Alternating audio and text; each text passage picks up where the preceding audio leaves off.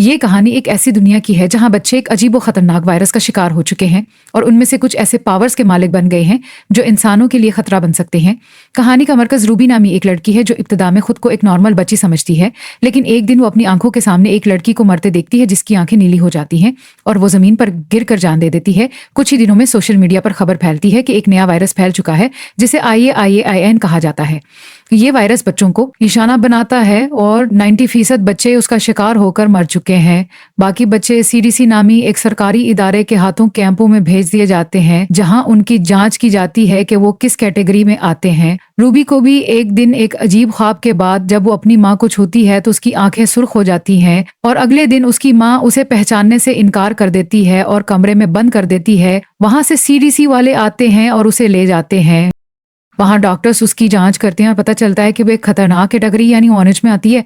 Orange और red category वाले बच्चे फौरन मार दिए जाते हैं, लेकिन रूबी अपनी ताकत से डॉक्टर को काबू में करके उसे मजबूर कर देती है कि वो इसे ग्रीन जाहिर करे। इस तरह वो बच जाती है, लेकिन उसे अपनी असल पावर्स छुपानी पड़ती है। कैंप में सब बच्चों को उनके कदर्स के मुताबिक अलहिदा रखा जाता है। 6 साल बाद रूबी बड़ी हो चुकी होती है, लेकिन वो ग्रीन बच्चों की तरह ज़हीन काम नहीं कर पाती, इसलिए शक की निगाह से देखी जाती है और इसे एक गेम के जरिए टेस्ट किया जाता है जिसमें वो बेहोश हो जाती है। जब होश आता है तो वो खुद को एक नरम दिल डॉक्टर बकपी के पास पाती है जो उसे बताती है कि वो पहले एक बच्ची को ना बचा पाई और अब वो रूबी को बचाना चाहती है। वो एक पैगाम छोड़कर चली जाती है जिसमें लिखा होता है कि रूबी की असलियत का पता चल चुका है और वो इसकी मदद करेगी। फिर वो इसे लेकर जाने की तैयारी करती है कि अचानक उल आरम बज उठता है और पूरी जगह पर रेड लाइट्स ऑन हो जाती हैं। डॉक्टर किसी तरह रूबी को मौत के मुंह से बचाकर वहां से निकाल लेती है। वो रूबी को एक खुफिया रास्ते से ले जाते हुए रास्ते में उसे एक GSV आला देती है और कहती है कि अगर हम किसी भी लम्हे जुदा हो जाएं तो तुम उसे 3 सेकंड तक दबाना, मुझे तुम्हारे सिग्नल्स मिल जाएंगे। फिर वो उसे ताकीद करती है कि अगर तुम अपने माँ बाप से मिली तो अपनी जिंदगी दोबारा खो दोगी। ये सुनकर रूबी बहुत अफसुर्दा होती है, लेकिन वो डॉक्टर के साथ चल पड़ती है। जैसे ही वो एक महफूज मकाम पर पहुंचते हैं, एक आदमी रूबी को कपड़ों का बैग देता है, लेकिन जब रूबी का हाथ उसके हाथ से छूता है तो रूबी अनजाने में अपनी इमेजिनेशन उसके दिमाग में डाल देती है जिसे डरा देती है और वो वहां से भाग जाता है। रूबी कपड़े चेंज करने अंदर जाती है तो जो नामी एक लड़की इस पर बिजली के जरिए हमला करती है क्योंकि वो येलो कैटेगरी से होती है और फिर भाग जाती है। रूबी इसका पीछा करती है और एक नीली कार में बैठ जाती है। वहां डॉक्टर भी आ जाती है और लाइम नामी लड़का गाड़ी को चलाता है। गाड़ी में 4 बच्चे होते हैं, लाइम, जो जैम और रूबी। रूबी उन्हें कहती है कि वो ग्रीन कैटेगरी से है, लेकिन जैम जो खुद एक ग्रीन होता है शक करता है और कहता है तुम ग्रीन नहीं लगती हैं क्योंकि ग्रीन बच्चे बहुत ज़हीन होते हैं और तुम हमेशा सहमी सहमी सी रहती हो। इतने में सामने से CDC की गाड़ी आ जाती है और इन पे हमला करती है। लाइम, जिसके पास ताकत होती है, जमीन फाड़ देता है और गाड़ियां ट्रैक से उतर जाती हैं और वो सब बच्चे बच निकलते हैं। वो गाड़ी को एक जगह रोकते हैं और जीम को रूबी में ग्रीन वाली क्वालिटी नजर नहीं आती। जब रूबी कहती है कि मैं अपने घर जाना चाहती हूँ, लाइम पूछता है कहाँ, तो वो कहती है सेलिम वर्चनो। लाइम कहता है कि अगर तुम वापस गई तो CDC तुम्हें दोबारा पकड़ लेगी। हम एक ऐसी जगह जा रहे हैं जो महफूज है, जहां एक लड़का सीट काट जो 4 बार कैंप से भाग चुका है ने एक महफूज पनाहगाह बनाई है। वहां बच्चे आजादी से रह सकते हैं। वो चारों सफर पर निकलते हैं, रास्ते में खाने पीने का मजा लेते हैं, बहस भी होती है। रूबी कहती है कि लैब ने मेरी मदद की, वो पहला इंसान था जिसने 6 सालों में मेरे साथ हमदर्दी की। लाइम कहता है तुम्हें जल्दी ही समझ आ जाएगा कि कौन सही है और कौन गलत। वो एक होटल में रुक जाते हैं। रूबी जब तैयार हो रही होती है तो माजी याद आता है, फिर दरवाजा बजता है और लाइम तौलिया देता है। चैंप इसका मजाक उड़ाता है जो रूबी को एक रेड ड्रेस देती है जो रूबी पर बहुत खूबसूरत लगता है। लाइम इसे देख है कि मैं एक चैंपियन के साथ जा रही हूँ। लाइम हंसकर कहता है कि तुम जीतन के साथ ना जाना, वो बहुत बुरा इंसान था। चारों फिर से सफर पर रवाना हो जाते हैं।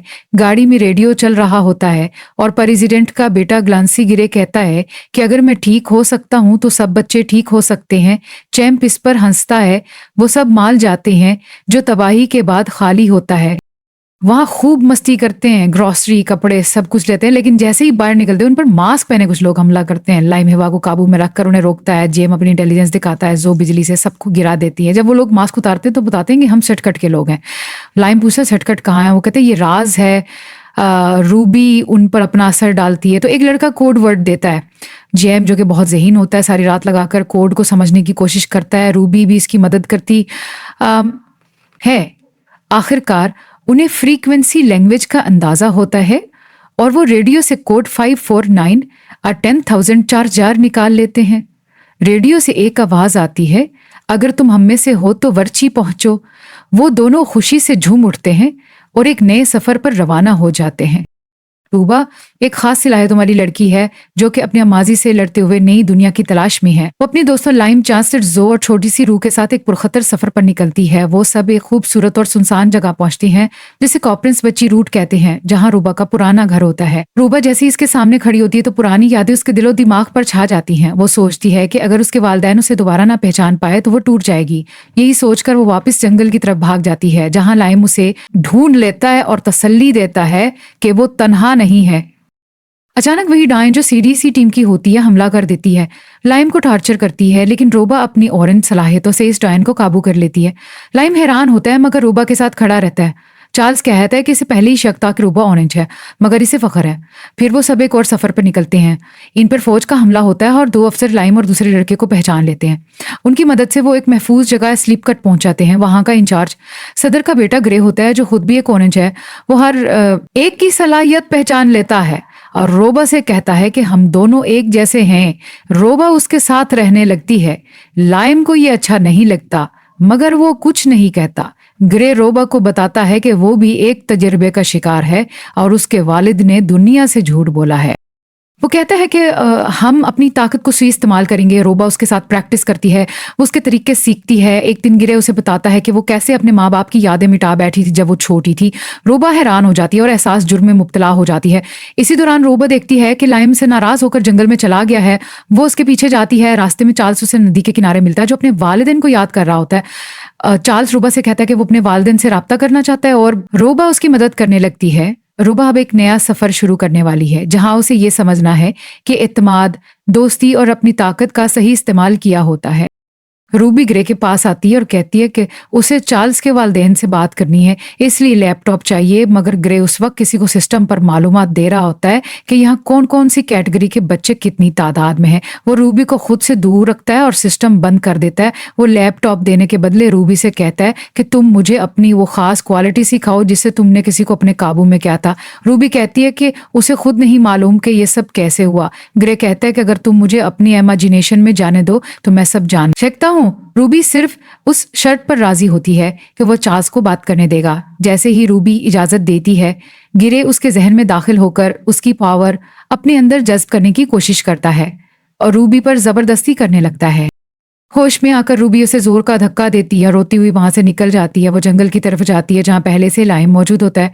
लाइम वजह पूछता है तो रूबी पहले इनकार करती है, मगर फिर सब कुछ बता देती है। लाइम गुस्से में आकर कहता है कि अब हमें यहाँ से भागना होगा।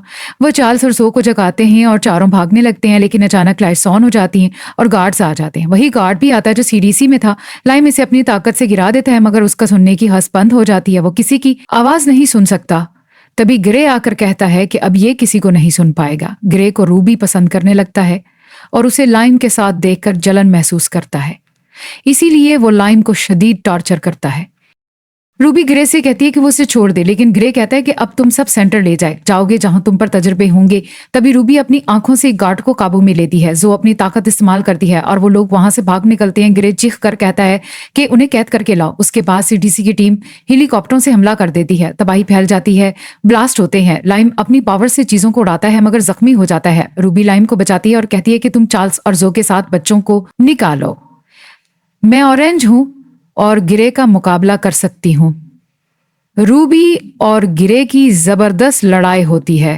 दोनों अपनी कंट्रोल करने वाली ताकतें एक दूसरे पर इस्तेमाल करते हैं, लेकिन रूबी फोर्स को गिरे के खिलाफ कर देती है। इसी दौरान फोर्स खुद ही तबाह हो जाती है। गिरे रूबी को काबू करके घुटनों पर झुका देता है। रूबी आसमान की तरफ देखती है जहां एक हेलीकॉप्टर उड़ रहा होता है।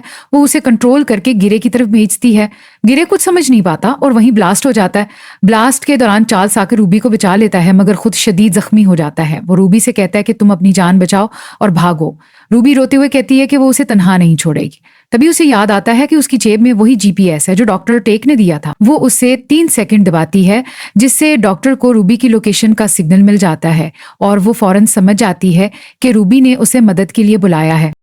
इतनी देर में वहां लाइम आ जाता है और वो रूबी से कहता है कि चलो यहां से निकलते हैं। रूबी कहती है कि मैंने मदद बुला ली है। लाइम हैरानी से पूछता है कि तुमने लैब को बुलाया है, क्योंकि उसे पता होता है कि लैब के अलावा और कोई इनकी मदद नहीं करेगा। मगर वो ये भी जानता है कि चूंकि वो पहले वहां से भाग चुका है, इसलिए उस पर लैब के रोल्स और सख्त हो चुके होंगे। लेकिन फिर भी वो रूबी के साथ रहने को तैयार होता है और कहता है कि मैं तुम्हें अकेला छोड़कर नहीं जाऊंगा। इस तरह वो तीनों लैब के पहुंचने का इंतजार करते हैं। जब लैब पहुंचता है तो वो सबको एक कैबिन में ले जाया जाता है, जहां वो आराम करते हैं और ताजा दम होते हैं। डॉक्टर डैक उन्हें बताती है कि ये जगह लीक का घर है और हम उसे अपने मशंस के लिए इस्तेमाल करते हैं। चार्ल्स अब अस्पताल में है और उसकी हालत पहले से बेहतर हो गई है। रूबी कहती है कि तुम लोग लैम को यहाँ से जाने दो, जिस पर डॉक्टर टेक का साथी आर्ग्यू करता है और कहता है कि लैम एक कीमती असासा है क्योंकि उसमें बहुत ताकतें हैं। तभी रूबी दोबारा अपनी आंखों के जरिए उस पर असर डालती है और वो लैम के हक में बोलने लगता है, फिर वहां से चला जाता है। डॉक्टर टेक फौरन रूबी को रोक देती है कि वो अपनी कंट्रोल वाली पावर को इस्तेमाल ना करे। अब कहानी के आखिरी और जज्बाती सीन में हम देखते हैं कि रूबी मरियम के दिमाग से अपनी सारी यादें मिटा देती है। वो बैडमिंटन खेलने, नमाज पढ़ने और रूबी के साथ गुजारे लम्हात को याद करता है। रूबी उन यादों को बड़े ही प्यार से आहिस्ता आहिस्ता खत्म कर देती है।